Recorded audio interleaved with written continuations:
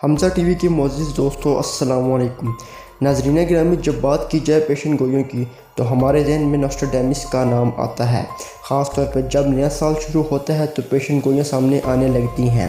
हर साल की तरह इस साल भी नोस्ट्राडेमस की किताब से कुछ पेशन गोइयाँ सामने आई हैं, जिनके सामने आते ही पूरी दुनिया में तहलका मच गया है। आज की वीडियो में हम आपको ऐसे ही पेशन गोइयों के बारे में बताएंगे जिन्हें सुनते ही आपके होश उड़ जाएंगे। लेकिन वीडियो शुरू करने से पहले हमारी आपसे रिक्वेस्ट है कि हमारे चैनल को सब्सक्राइब कर दें, वीडियो को लाइक कर दें। तो शुरू करते हैं आज की वीडियो।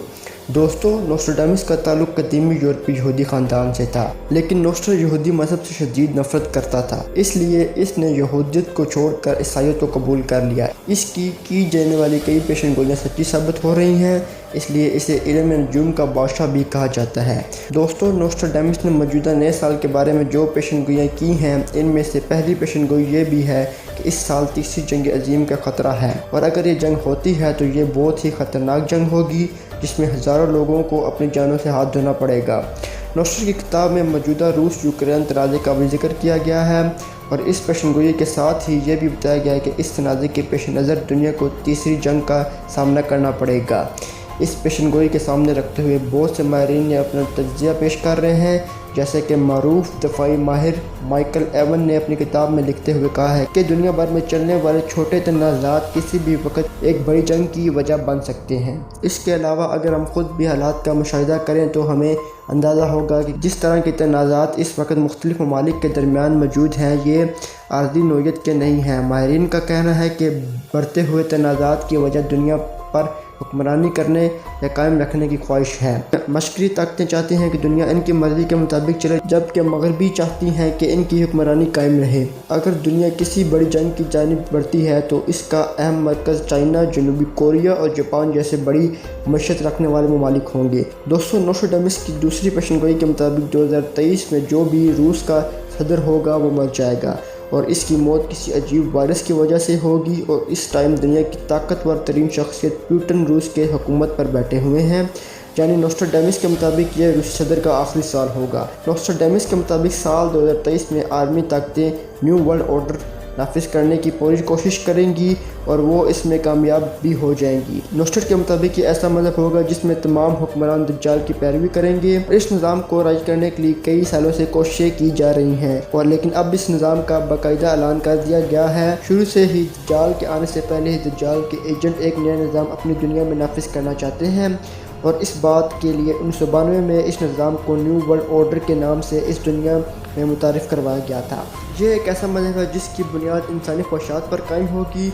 और दोस्तों, 1992 के बाद ज़िंदगी के हर शोबे में किस कदर से तेज़ी आ रही है। ज़ाहिरी तौर पर यह निज़ाम दुनिया की फसादी हालत से ताल्लुक़ रखता है, लेकिन इस निज़ाम को एक ज़ाब्ता हयात के तौर पर मुसलत किया गया है। लेकिन इस निज़ाम के रास्ते में इख्तलाफात और दीनी लिहाज से इस्लाम ही वाहिद रुकावट है, इसलिए इस्लाम को ही रास्ते से ख़त्म करने की कोशिशें की जा रही हैं, और ज़्यादा से ज़्यादा इस्लाम की तालीमात को ख़त्म करने पर जोर दिया जा रहा है। इन इदारों का मकसद और हदफ लोगों की तर्ज ज़िंदगी को मुकम्मल तौर पर चेंज करने का है। आप देख सकते हैं कि माशरे के निज़ाम को चेंज करने के लिए हर शोबे में मेहनत की गई है। लोगों के पहनावा, खाने पीने के औकात, सोना जागना, तर्ज रहाइश, इंसान की ज़ाती ज़िंदगी, शादी कब होनी चाहिए, बच्चे कितने होने चाहिए, ख्वाहिशात में इजाफे पर ताल्लुकात की बुनियाद, कारोबार के तौर तरीके वगैरह। नोस्ट्राडेमस की तरफ से साफ साफ कहा गया है कि 2023 तबाही और वबाओं का साल होगा, और यही वो साल होगा कि जब तरह तरह की ख़तरनाक वबाएँ आएंगी और दुनिया के निज़ाम को धर्म भरम करके रख देंगी।